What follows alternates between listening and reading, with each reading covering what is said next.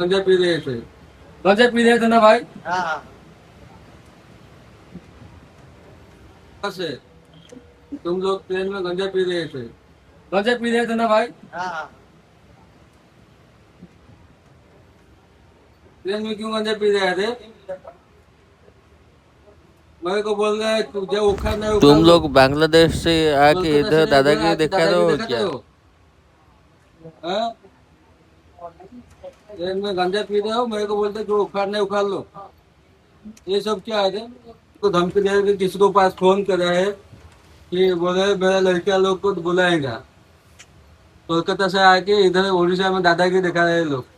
देखो, ये लोग सब बांग्लादेश से ट्रेन में आए हैं। गंजा पी रहे हैं, बांग्लादेश से मना करने से कोलकाता मेरे को कौन सा धमकी एरिया दे रहे पूछने हैं। से बोल रहा है कि घर का देखो पता अभी मालूम नहीं। किसी को बुला रहा है, बोला है कि मेरा लड़का लोग को बुलाएंगे, तेरे को देख लेंगे। ये सब देखो, देखो उसको देखो। घर में फोन कर रहा है, वो ऐसा नहीं करना। ठीक है। बात कर रहा है, किसी ने बोला है कि मेरा लड़का लोग आएगा और तेरे को देख लेगा। देखो, कोलकाता से आके ये लोग दादागिरी दिखा रहा है।